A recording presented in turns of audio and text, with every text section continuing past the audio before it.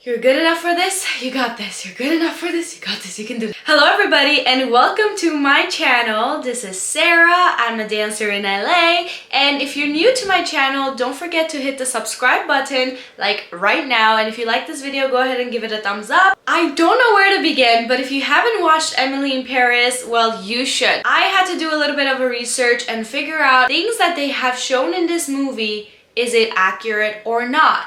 And when I did my research and watched a couple of YouTubers who also live in France, they were a little bit mad about Emily in Paris and the way they kind of highlighted the French people and the culture. It is about a woman who gets hired in Paris from a marketing firm, and she goes to work there to bring this American perspective in France in terms of marketing for brands and perfume and honestly like anything. She really does remind me of myself with how overachiever and how precise and how like organized she is with everything. She goes into this nice building and probably it is booked by her company that she's hired from, but it is beautiful with a beautiful view. And of course she does have a neighbor who's French and and he's pretty good looking. The friend that she finds in Paris ends up being the girlfriend of that guy,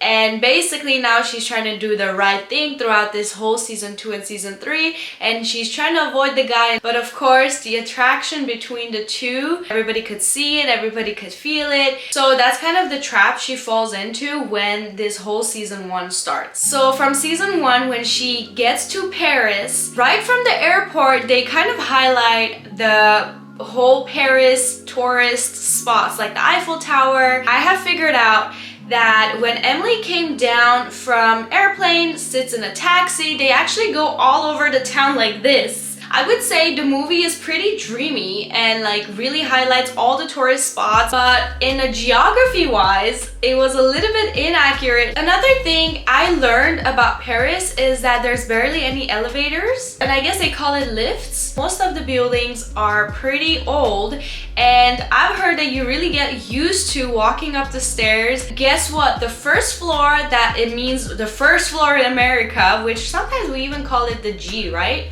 It is actually floor 0. So you start counting the floors from actually when you go up the stairs to the first floor that they call it, and then second, third. Because Emily's room was actually on floor 5, I believe, and they reached floor 4 in the movie, and she goes like, oh, I think we're here, I think this is mine, which is exactly the door to the French guy's house. She always kept mistaking floor 4 for floor 5 when they actually start counting their floors from floor 1. So that's kind of how she meets the French guy, because she tries to open the door to her own house, but it ends up being the French guy's house because it is floor 4 and same side of, you know, her house. And I think it's a cute way that she also met the French guy as well. Doing my research, I realized that Paris is not safe. It is a lot of traffic. There's a lot of like different people. It is a lot noisier than they showed in the movie. I mean, duh, there's gonna be parts where they just need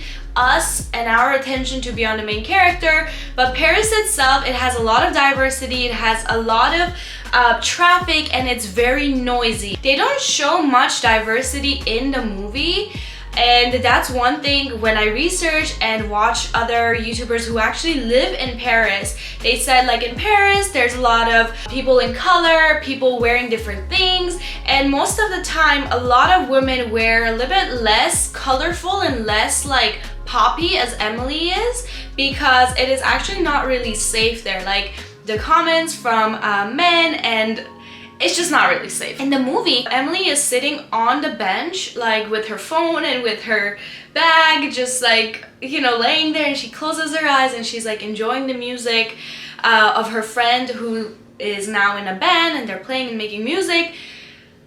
You don't do that in Paris is what I figured out, because if you just leave your keys and your phone hanging like that, there's a big chance that you're gonna, you know, get robbed. That was definitely fantasized, because she just closes her eyes in the middle of the night, sitting on a bench close to her house with her phone and her purse just hanging, and just like enjoying the music. And to be honest, it did remind me a little bit of La La Land, but at the same time, I'm like, girl, that's not safe. I thought she was wearing heels too much. In my head, I'm like, this girl probably had like sore calves by the end of each season because of how much heels they've had her wear. I've also figured out around the trees, there's like a little metal thing with holes on it. So wearing heels in Paris is actually like not doable. And from a person who lives in Paris, she said actually people who live in Paris, they wear their heels like at the end of their destination. So they wear like comfortable shoes walking around because there's a lot of walking, and hey, there's barely any elevators and there's a lot of stairs. So they save heels for when they actually get to their destination, and then they barely even change to their heels. Another thing right away I got from this movie series is that French people are rude. And when I researched about it, it actually turned out that French people are actually very welcoming and they don't smoke 24/7. And also another thing is a myth that like French people smoke all the time, because people don't really smoke the way we think they do in Paris, because actually smoking outdoor, indoor, in the office, which is also shown in the movie, is totally not allowed. Like you can't smoke in public, you can't smoke in the office, and in the movie that's actually really misinterpreted because Emily's boss, Sylvie, actually smokes a lot in the office. There was also one scene where Emily was eating a lot at the party and Sylvie, her boss, goes like, we don't eat, we smoke cigarette instead. So that was also a little bit misinterpreted because French people take their time to enjoy their food and they sit in the outdoors from what I've got from the movie, and they eat better food probably than we do. I'm super surprised that actually you can't smoke outdoors, and I mean indoors it makes sense, but outdoors like everybody's just vaping a lot here and everybody just kind of smokes out here, so it should be nice to have a clear air, right? Another thing about Emily is that she barely even speaks the language. Now it makes sense if you are in the office working like with people who already speak English and you're kind of bringing this American perspective. Throughout the 6 months or about a year that she's there, and obviously gets extended because she now gets hired by the same company again with a different name because they try to, you know, branch out and become a single company. At this point, I'm like, you need to be learning the language. Like if you're trying to stay at a city that is like that they speak a different language, you need to be speaking their language. That's another thing too. When she goes to Paris,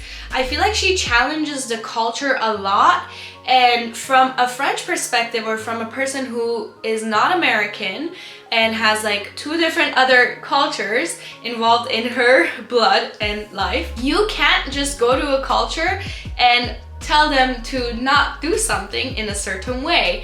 And we've seen that in when she goes to the restaurant and she orders a steak and the steak is not well done, so she tries to send it back. But in France, that is actually like illegal to do. Like the chef would come out, they would talk to you and ask you what's wrong with the food. Also, their restaurants, from what I've researched, is almost like when you go in a restaurant, the chef sees it as you're a guest to their house and they're gonna treat you well. It is not like the American restaurants and the fast food community where they're just like, oh, you forgot the sauce, you forgot to give me this, oh, this is not well done, I don't want it. I feel like she really tries to challenge the culture, which I don't know if that's a good thing or a bad thing. I mean, it's good if you're bringing that perspective in a company, but not when a certain culture does things in a certain way. She questions how they start their workday at 10:30 a.m. A lot of countries, like I believe Armenia too, their life starts at 10:30 a.m. And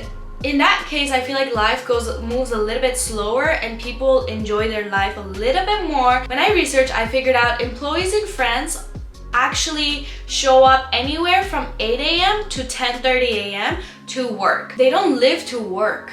Like they live their life, versus in America we literally make our work our whole entire life. We're always like, oh, I'm busy, I can't, I have work, this, that. But in France they actually don't do that. Like they prioritize life rather than work. I've also heard in the movie that they can take an hour to 2 hour lunch. That is somewhat true, and they actually do take time to go outside and enjoy their food. Honestly, here an hour goes by really fast for a lunch break. I don't even know like how it just kind of disappears on me. But Emily tries to challenge that. She finds it not professional. As a producer, if you're producing something, that's okay to show that and to show the frustration of the character, but in real life, you just kind of can't go to another city, another culture and be like, why do you do it that way, you know? Also, another thing I have researched and realized is that their geography is like a snail. They've divided parts into numbers. I'll show a picture right here. And you can say, for example, I live on the 2nd or on the 5th. I thought that's like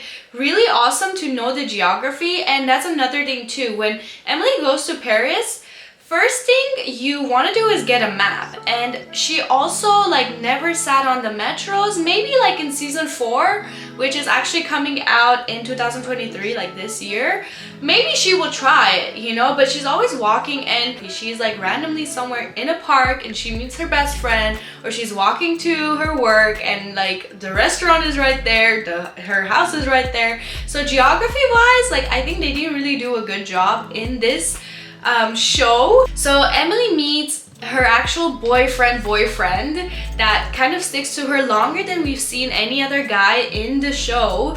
His name is Alfie and he's British, but his actual name is Lucien. He's in France because he works for a bank and they've kind of brought him there, and he needs to take French classes for just kind of hourly base. Like he doesn't even need to learn the language, he just has to do it because his company requires him to.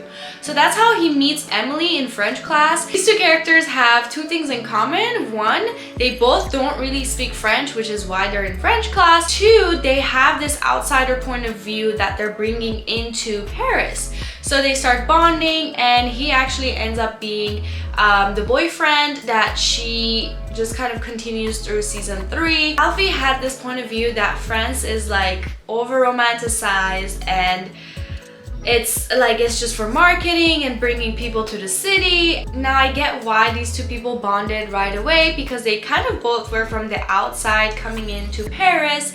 But at the same time, I would have want the producers to do a little bit more of like Emily actually speaking French with French people and seeing the struggle of her actually going on a date with like a French guy versus like a person who like right away knows English. I would really love to see Emily date people in Paris who actually speak French and not English, and see the struggle that she's gonna go through. My biggest pet peeve in American movies or any movie on Netflix is that how easy people sleep together.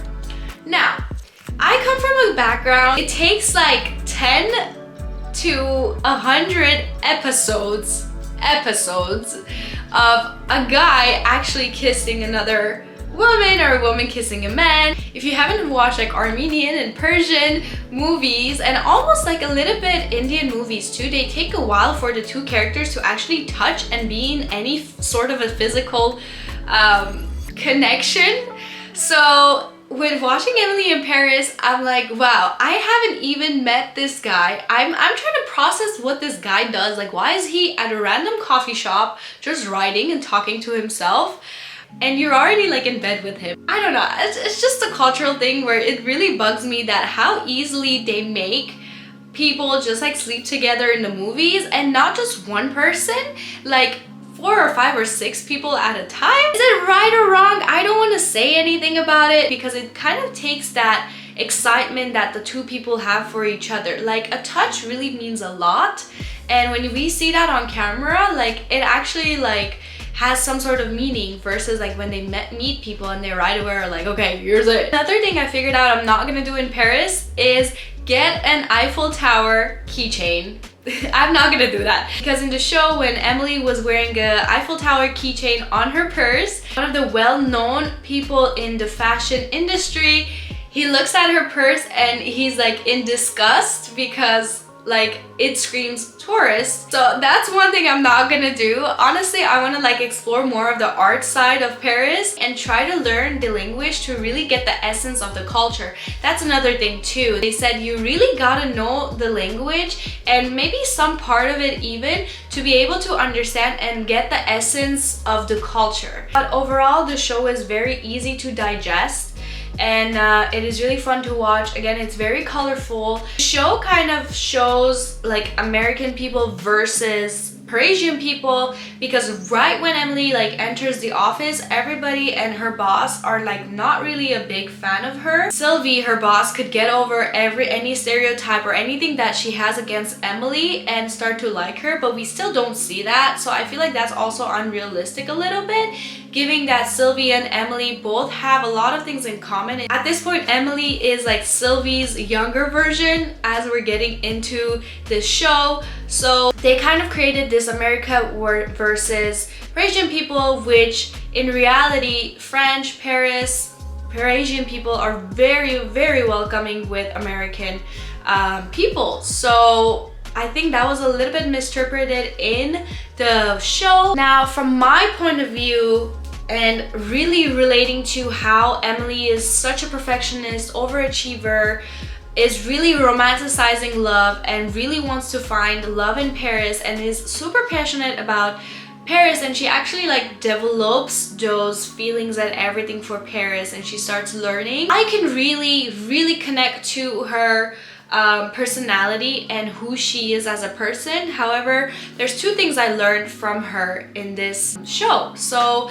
one thing is that I always try to challenge the people around me as well, or like any culture, anything that I walk into, I always try to challenge. Now, what does that mean exactly?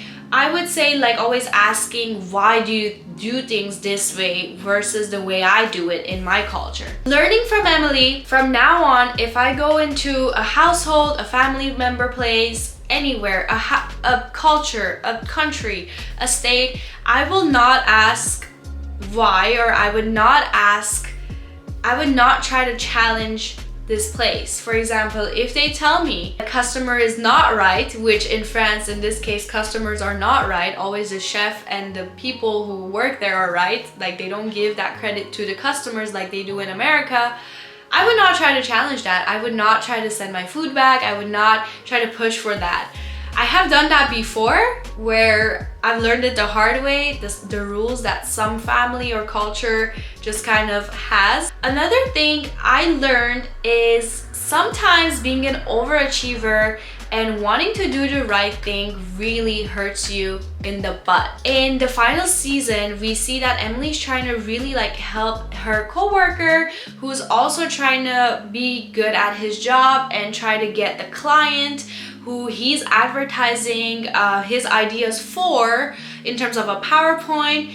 Emily really just kind of throws in her ideas, and by the way, Emily always has like a brilliant idea in every season. She's really good at her job. So she would try to save the coworker and give her ideas in terms of a project that her coworker was working on and in charge of. So sometimes being too good at your job and being overachiever and wanting to help people and doing the right thing really doesn't leave other people as satisfied as you think. So that's one thing I learned, that if there's a project that my coworker is working on, I should not interfere in, because I always try to help. I always try to be that person that does everything. Try to be a little bit more calmer if I enter another building, another culture, to really suck in everything that I can, versus always like being so upfront and like, oh my god, why is this way? Oh, you guys do it this? Oh, I didn't know.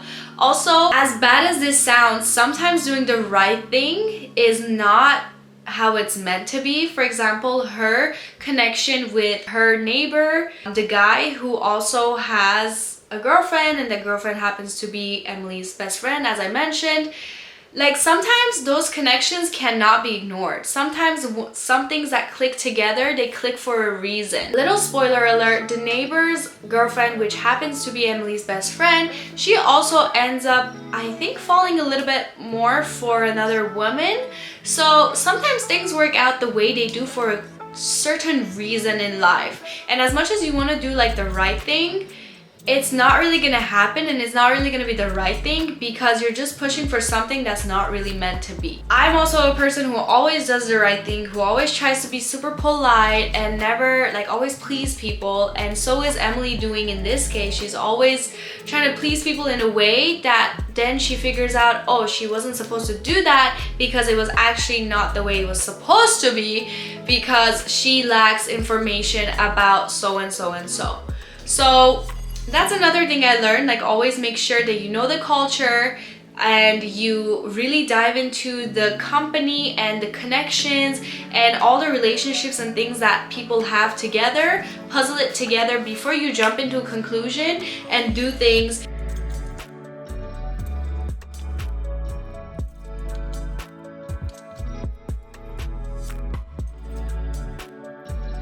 I think the show has a lot of good points and some misleading points about the Parisian and the French culture, but overall it is highlighting some of the good aspects of France and Paris. So I'm super excited for season 4. Let me know if you guys want me to do more of just kind of what I think about the shows and what I figured out about the shows. With that said, I hope you guys enjoyed this video. Please go ahead and subscribe if you haven't, and also let me know what you guys think about Emily in Paris. If you haven't watched the ending of season 3, you're gonna be surprised. Hang tight, buckle up, finish the season. With that said, I'm gonna go impatiently wait for season 4 of Emily in Paris, and maybe I'll come up with another video just like this where I talk about my perspective of the show. So with that said, see you in the next video.